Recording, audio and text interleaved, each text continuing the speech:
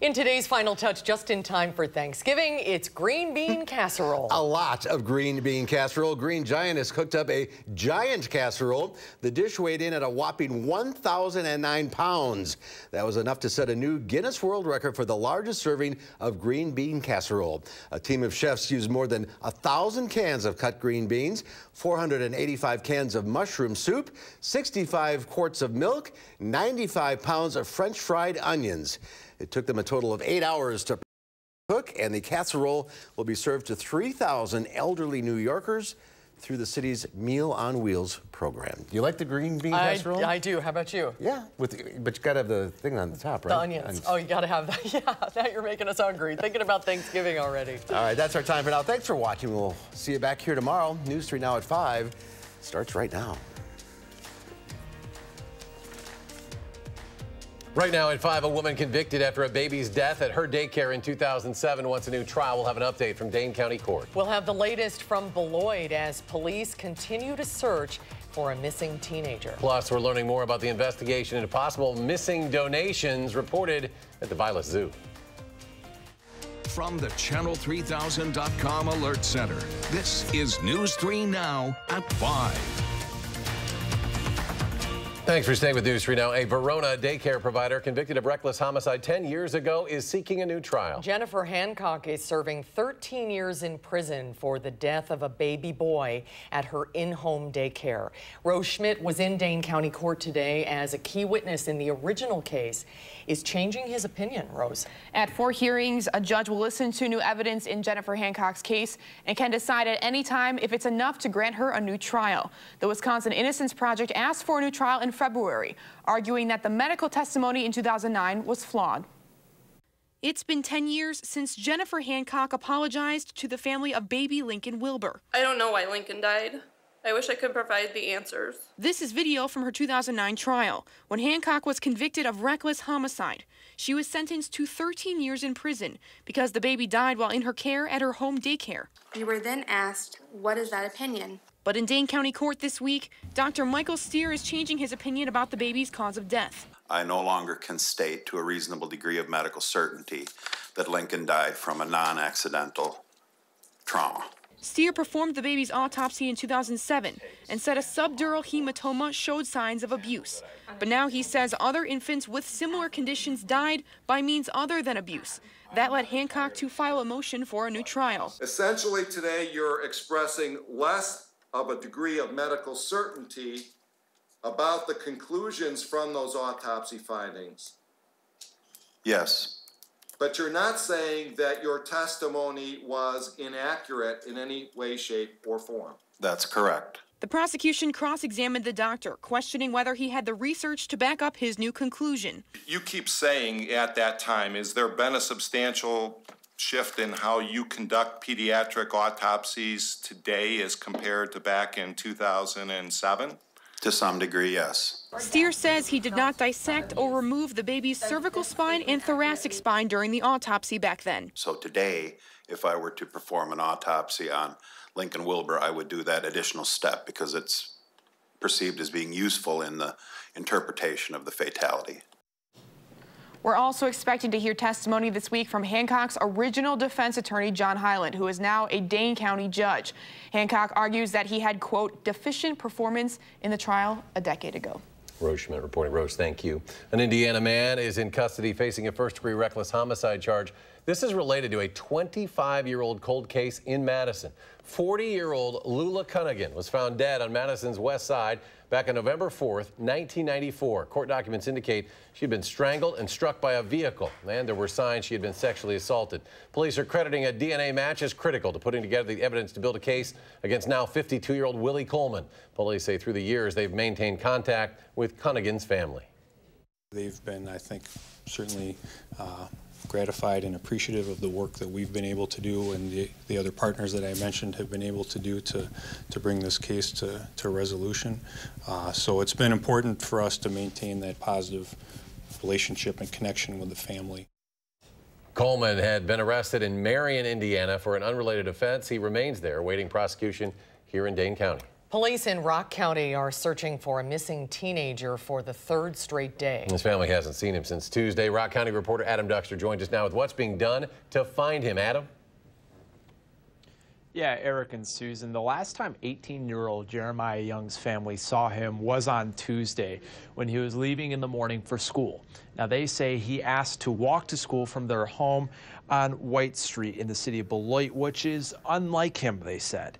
And later in the day, they called the school just to make sure he was there, but he wasn't.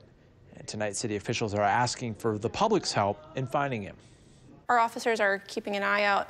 They are continuing to patrol parks, looking where teens would normally congregate just to see if he's around. So once again, you know, if he's with a friend, if he's with a family member, if he's with somebody that knows where he is, just let us know. On your screen now is a photo of Jeremiah that his family shared with us. His mom says it's very unlike him to leave without telling them where he's going and that they're worried tonight for his safety. Now, Beloit Police, if you see Jeremiah, to call them at 608-757-2244. We'll have more from police as well as from Jeremiah Young's family tonight at 6. All right, hoping for the best. Adam Duxter in Rock County. Adam, thank you. A wet start to our day. We could see some colder temperatures tonight. Let's check your first alert forecast. Here's Chief Meteorologist Gary Canalti. Gary?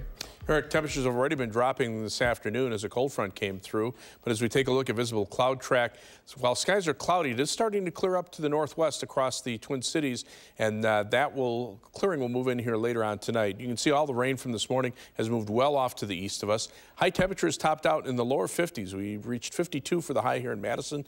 Janesville hit 55 before the temperatures started to fall, and you can see we're down to 39 degrees now. So we've fallen over 10 degrees since early this afternoon when the temperatures are at their peak. By morning, we'll be in the mid-20s with skies becoming mostly clear. Look for a sunny day tomorrow. It will be colder with a high of 37. Later on, I'll take a look at a forecast and still includes a storm right before Thanksgiving.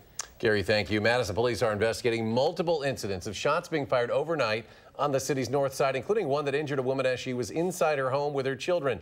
The first happened about 8:30. This was in the 2800 block of Coolidge. People called police after hearing shots in a car driving away. Officers found multiple shell casings. No one was injured in that incident.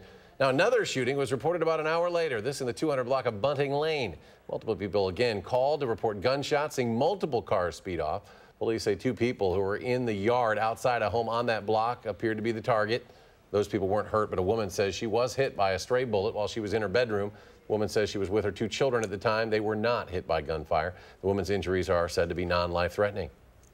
It's getting less and less safe to be here. And after as many years as I've been here, I really don't want to be forced out because I don't want to live afraid. But at my age, I'm vulnerable because I'm handicapped. Anything could happen. And anyone with information about either incident is asked to call Madison police. Police are looking for a man and a woman who ran over a Wanakee man during a robbery. Police say the victim was driving on the 1700 block of Manley Street just before 7 this morning. When he pulled over while parked, the driver told police a man holding a knife opened the vehicle's driver's side door and threatened him. While the two argued, a woman allegedly got into the driver's seat and hit the gas. The owner of the SUV fell to the ground and his wrist and leg were run over by the vehicle. The man and the woman drove off. Anyone with information is asked to call Madison Area Crime Stoppers. The Dane County Sheriff's Office is investigating missing donation money at the Vilas Zoo. Before April 1st this year, the Zoological Society was in charge of counting all donated money. Since April, the county took over and noticed a huge difference in the amount of money donated compared to the prior year.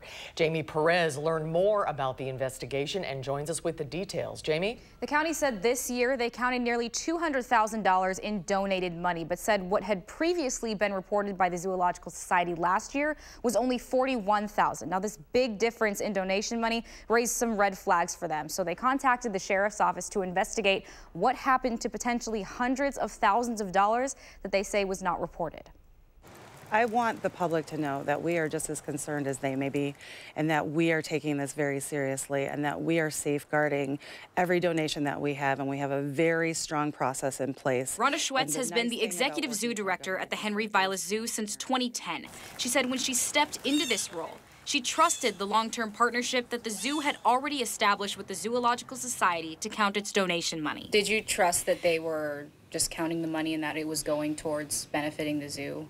With a long-term partner, you would hope you could trust them. But when the county took over counting the money in April, they said they noticed something wasn't right. Shortly after the county began collecting the money from the donation tubes, which was previously done by the Zoological Society, staff began to notice kind of a difference in the amount they were collecting at the zoo versus what had been reported in previous years by the society. The county said they saw nearly $200,000 in donations this year, but just last year, only $41,000 was reported by the Zoological Society. I think when you go from $41,000 in one year to almost $200,000 in the following year, I think we're at $192,000 as of today.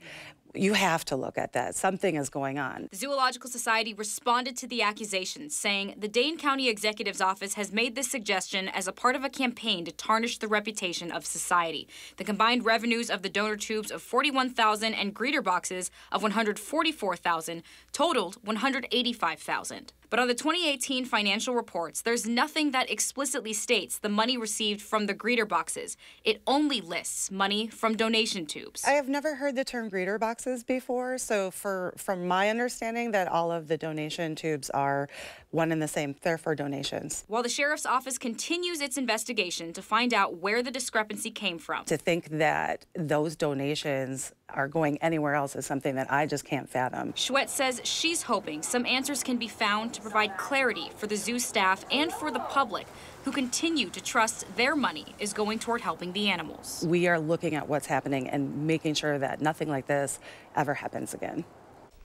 The Dane County Sheriff's Office does not provide us comment on this story because it is an ongoing investigation. We will continue to follow the story and provide updates when we know more. Jamie, thank you. State football underway at Camp Randall Stadium. One local team in action today. That would be in Division 7.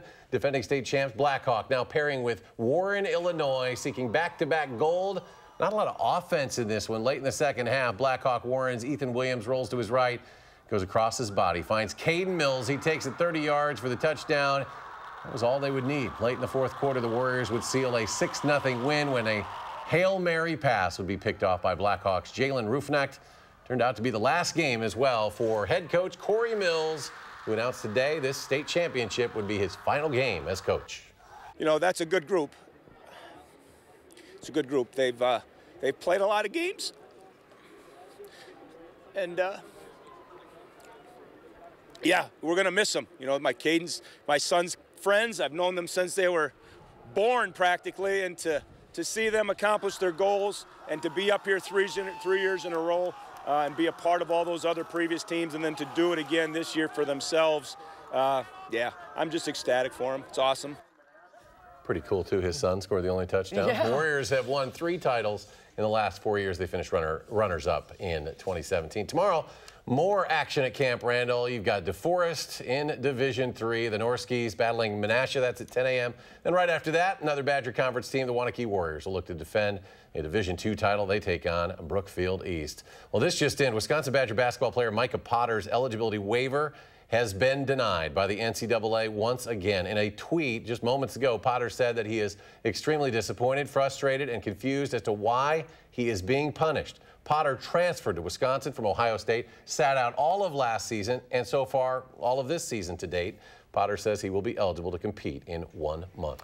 Former Milwaukee Brewers catcher Yasmani Grandal has signed with another team. The White Sox have agreed up to terms on a 4-year, $73 million contract with the free agent all-star catcher. He spent 1 year with the Crew, hitting 28 home runs. Grandal took to Twitter to thank the Brewers organization and the fans. He said, you guys took my family and I in with open arms and made it a very special year. We are grateful for all of the love you showed us. Thank you. Brewers got to go find a catcher. Yeah, now. very disappointed Brewer fans today, a lot of them. Well, there's more news to come on News 3 Now at 5. Up next, from an overheard phone call with the president to a warning about conspiracy theories. We'll have more on day 5 of the impeachment inquiry. And then ahead tonight at 6, what Dane County is doing to add more resources for those in need of mental health care. And a look at the markets on this Thursday. The Dow falling another 55 points. The Nasdaq loses more than 20. The S&P drops 5. And we'll be right back.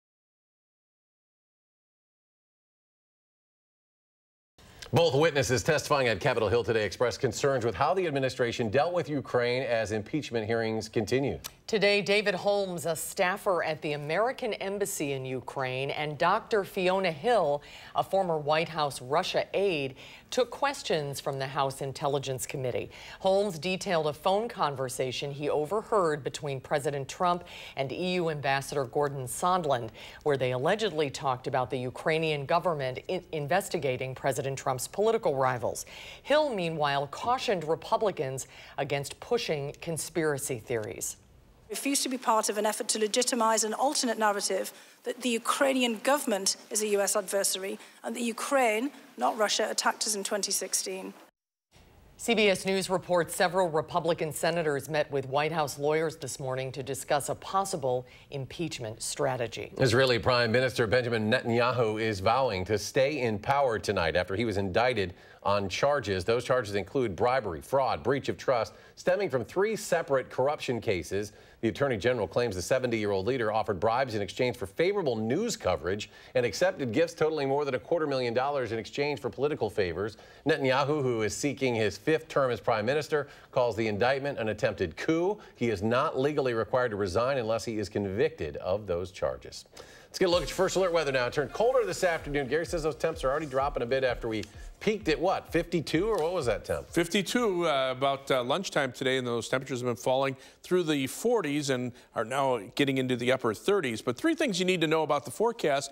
The cold air will be here for just a short period of time. Tomorrow will be a sunny and colder day with high temperatures in the upper 30s, but we should be mild and pleasant for Saturday, Sunday, and Monday with partly sunny skies, high temperatures, lower 40s Saturday, mid 40s for Sunday and Monday. After that, we're still watching the potential for a storm system late Tuesday into Wednesday morning of next week. Computer models have really been going back and forth on this storm system. If you look at the high temperature trend, certainly warm enough for rain through the weekend, but then we turn colder, maybe marginally so, from Tuesday night into Wednesday morning.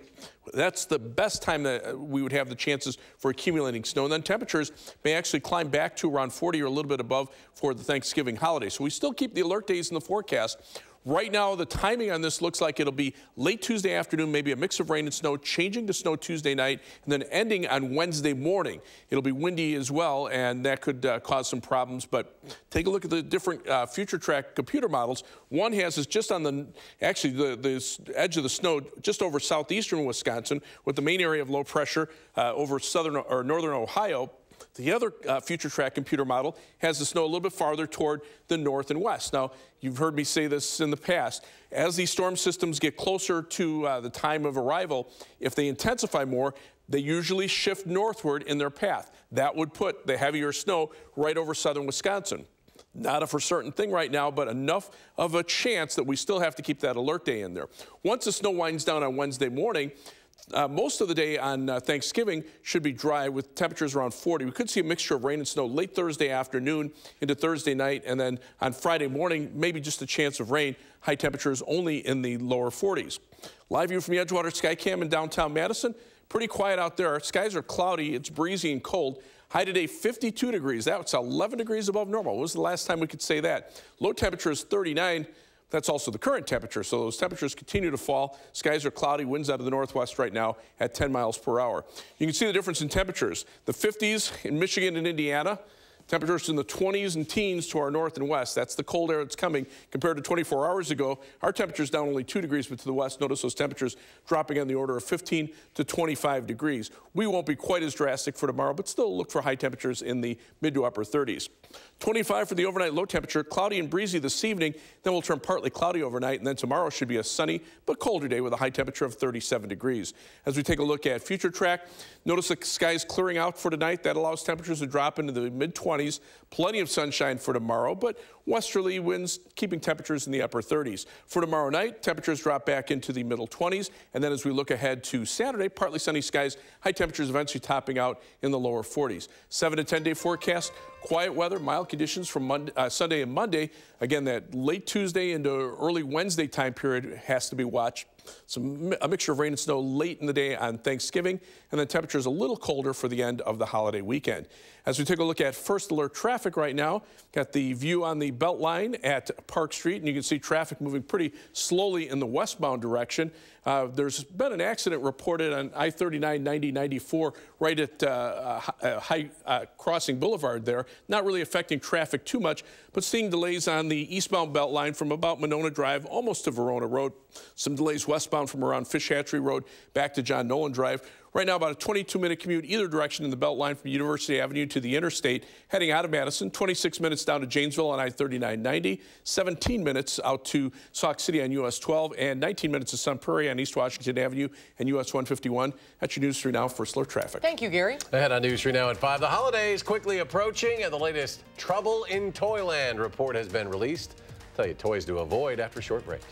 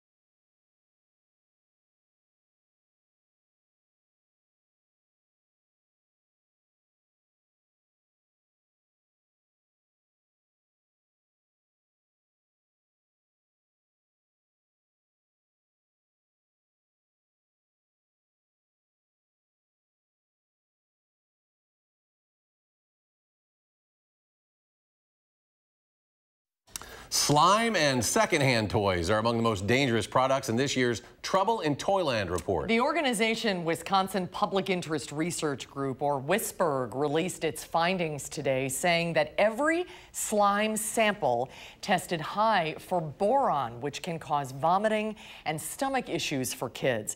Toys bought off eBay or from a garage sale could be recalled without parents knowing it.